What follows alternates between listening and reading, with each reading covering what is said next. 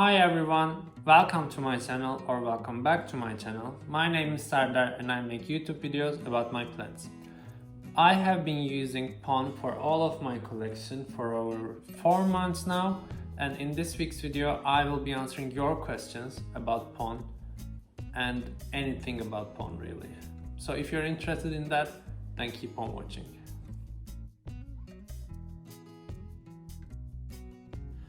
Before starting, I want to make a little disclaimer. I'm not a professional horticulturist. I'm just a hobbyist and hobby botanist basically. So this is only my experience and take it as it is, nothing too serious. First question is about what pots do I use. For Lechuza, I use 3 types of pots. The mini QB, a size bigger maxi QB, and also cubico, as you can see just over there, because I really like the aesthetic of this type of pots. And for mini QB and maxi QB, they have clear inserts so I can follow the root situation, and this is the pots I use from Lechuza.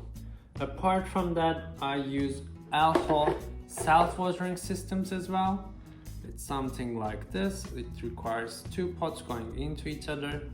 Simple as well. Apart from that, I have made my own self-watering pot in a video.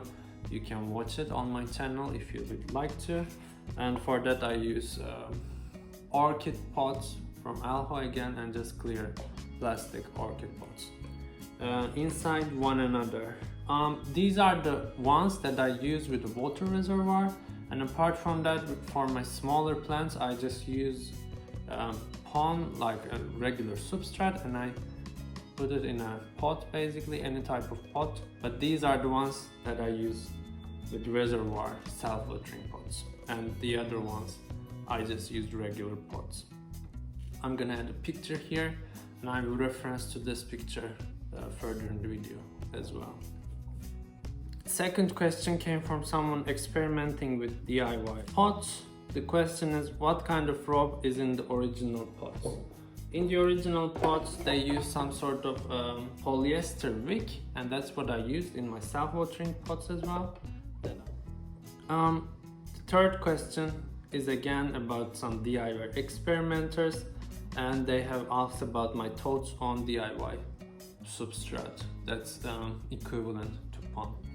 Here in Europe, to be honest, completely, Pon is very readily available, and it's not so expensive. Like, I bought the biggest bag of Pon for around 30 euros, and it has been enough so far. I still have some left, and it has been enough so far for my over 100 plants. So that's the reason why I have never looked into DIY substrate. So I really can't say much about that. Fourth question, can you use normal soil in self-watering pots? Technically you can, I suppose, but I would recommend against it, because to me it feels like a formula for root rot basically. In soil, plants require some sort of dry phase, and the substrate needs to dry and aerate between waterings. With self-watering, this is highly difficult to provide self-watering pots, so I would normally recommend against it because it may cause root rot. Fifth question, do you do a dry phase with Pon between waterings? I don't do a dry phase, and again I recommend against it because it's a semi-hydroponic culture, basically what we create with Pon and self-watering systems. And in semi-hydroponic, roots are not supposed to dry out completely between waterings. If you dry the substrate completely in semi-hydroponic systems, the roots are basically water roots, and when they dry they completely die off, and then you have to start over again, and I think that just doesn't make sense. So I do not do a dry phase normally with my plants. Sixth question, what, when and how often do you fertilize? That's a good question. In pond, there are some slow release fertilizers that's supposed to last for 6 months. I'm not over that period yet, but I still fertilize additionally, very rarely, maybe less than once a month, and in a very diluted manner with liquid gold leaf, as many of you who are from Europe have heard about it.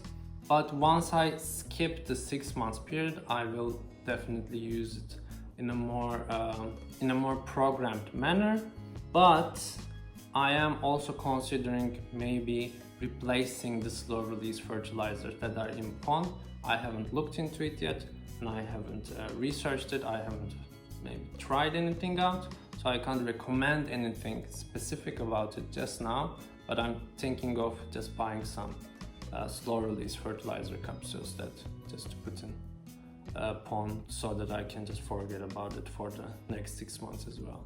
7th question, have you tried Orchid Pon? No, I haven't, but I'm considering it because I have been advised that Orchid Pon is actually more suitable for philodendrons, and I actually had some problems with my philodendrons in pond. They are, in my experience, more prone to rot because they have more sensitive roots, thinner root systems, and this caused problems for my transferring them into pond. So I'm definitely considering Orchid Pon. I will order some soon enough. And also, maybe I should add something here. I got a tip from Naomi on Instagram. I'll link their profile over here, about mixing pon with perlite in a 50-50 manner, and I'm now experimenting with that for my philodendrons, and I'll definitely include the outcomes and my reviews about this mixture in an upcoming video. So maybe consider subscribing to my channel to know if it works or not. 8th question, do you wash off soil while transferring into pond? Yes, I do wash off soil while transferring into pond, and I definitely recommend you do it as well. Wash it really good. Even if you lose some of the roots, doesn't matter, they will grow back. But if you leave soil around the roots, they will definitely rot and die. That's actually the problem that I had with my philodendrons in pond, because they had more delicate root systems. I didn't want to disturb them much. I transferred them as they are without moving the roots so much, but then it caused root rot, so it was more harm than I intended it to be. So I definitely recommend to wash off soil while transferring into pond. And also, I definitely recommend you to wash pond before using as well, because it comes with some sort of dust. And how to do that, you can watch my first video about pond actually, where I show you how do I wash my pond. I just add the timestamps over here so you don't have to watch the full video, basically. 9th question, how does the transformation process work for pond? This is actually where I do the dry phase for up to a month period. Basically what I do is, when I first transfer my plants into pond, I treat pond like I treat soil. So for example, I water it once a week or every 2 weeks, and I let dry between every watering. And then after a month or after a month and a half, I start to fill the reservoir, or I start to treat pond in the semi-hydroponic culture as it is. But for the first 1.5 month process, I do dry cycles and I water just like I water any other plants that are in soil. So that's how the transformation process works. And again, as I said, like, I have a couple of videos about pond if you want to watch how it goes exactly. 10th question is about how often do you flush pond and what kind of water do you use? I use just tap water, basically filtered tap water, but that kind of depends where you live. I suppose tap water in Belgium is quite good, you can even drink it. I think that changes from country to country to even to city somehow. But yeah, I just basically use tap water and I filter it once more at home. And I just use that. What is flashing? Let's talk about that first. When you use semi-hydroponic culture and you use liquid fertilizer, the debris of the fertilizer gets stuck between the tiny pieces of pond, and over time it accumulates over there. So it's recommended to sometimes just put the full pot full of pond under this water sink or something like that. Just let the water run through, and then basically that's what flushing is. I try to do it with most of my plants, maybe once a month, and I do like a general checkup. But for example, with bigger pots like the one behind me, I haven't done it in 3 months. But I don't use that much heavy liquid fertilizer anyways. I use it in a very diluted manner. So take it as it is. I do it for most of my plants maybe once a month, but for some of them I just neglect and they still do okay. 11th question is about how to water non-Lechuza pots.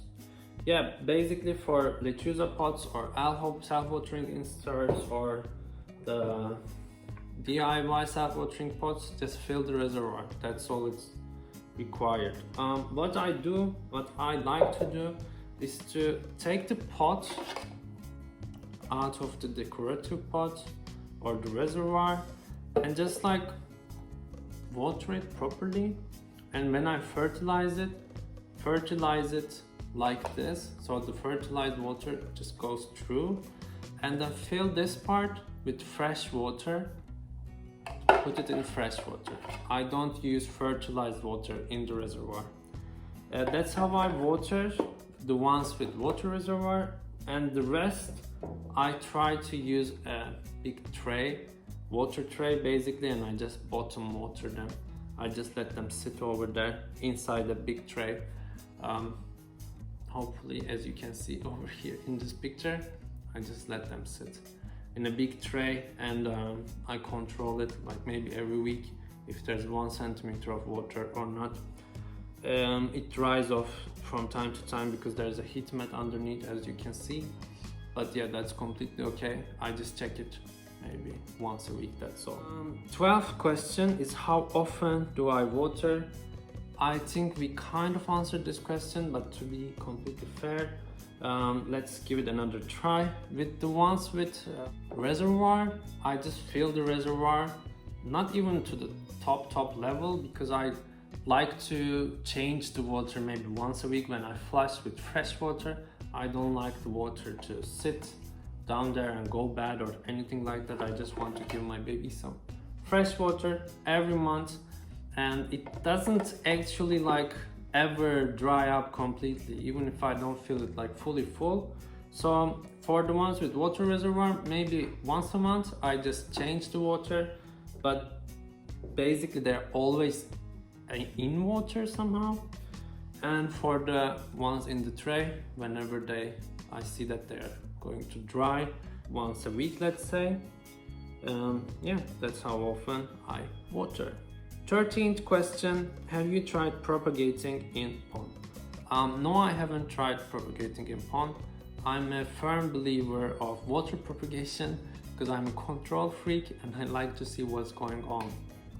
And especially after I started using pond, I definitely went for water, but before I was in between like sphagnum and water propagation, but sphagnum is so difficult to clean from the roots when you have to transfer to pond in the end. So now I strictly and only use water propagation, because from water propagation you can directly transfer your plants into pond, and that's all I do, because basically both are water roots at the end of the day.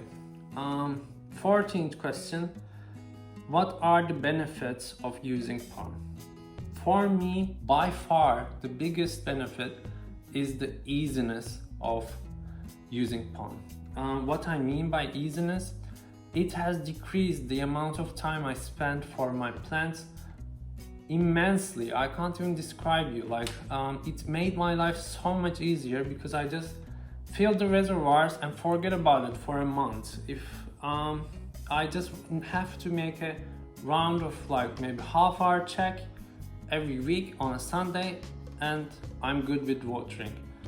Other than that, it also prevents fungus, gnats, and also other types of pests that can produce in soil. But the biggest benefit is by far the watering schedule, because I like to be somehow autonomous from my plants if I have to go away or if I want to go away. And think about this way, like one day the pandemonium will be over and you want to go for a holiday, right? I visited my family twice in this whole year, and every time I go visit my family I stay over 2-3 weeks. So it was a big responsibility to find someone to take care of the plants and to tell them, okay, this plant needs this much. Did you check the plants this week? Okay, can you go do that? And every time I came back to a disaster. So this way I will go for a holiday, a week, 2 week, whatsoever, with like complete trust in my plants, and it won't be a stressful experience for me. That's the biggest benefit that I can say. And apart from that, I can also say my syngoniums and my anthuriums actually love it. Like they thrive in pon. I don't branch out too much. I don't have too many species of plants. I keep a monstera, anthurium, philodendron, and syngonium. I try to stay away from the whole rabbit hole of Hoya and begonia whatsoever. So I can speak for those 4 categories. All of my anthuriums, like every single one, and also all of my syngoniums actually love pon. They love it like no other words. For philodendron and monstera, it really depends on the root situation. As I said, I had some problems with some philodendrons that they had root rot, but that could be a problem with my transferring basically. But I did have some problems with philodendrons with more delicate roots, let's say, not so meaty roots like anthuriums. But the difference is the easiness for me, so I will definitely opt for that. 15th question and the last question: plants that don't do so well in pon. I think I answered it partially in the previous question. In my experience, philodendrons did not do that well in pon. I'm open to try Orchid Pon for philodendrons, and I'm now experimenting with pon and perlite. But apart from that, I can say freshly imported plants, do not transfer them into pon.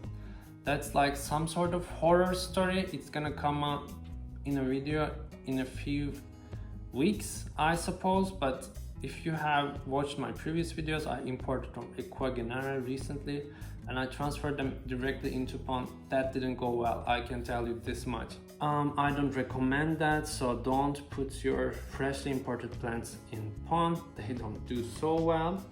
And maybe be careful about philodendrons. I can tell you this much. This is basically all of the questions that have came up about pon. Thank you for watching my video. If you like this video, maybe give a like down below and consider subscribing to my channel. That really motivates me into making more of these videos. If you have any other questions about pon or anything else, you can leave them down below. I will be answering exactly every single question. And if you want to follow me on Instagram, it's I talk to my plants. I'll leave it over here. And thank you for watching. I'll see you. Bye.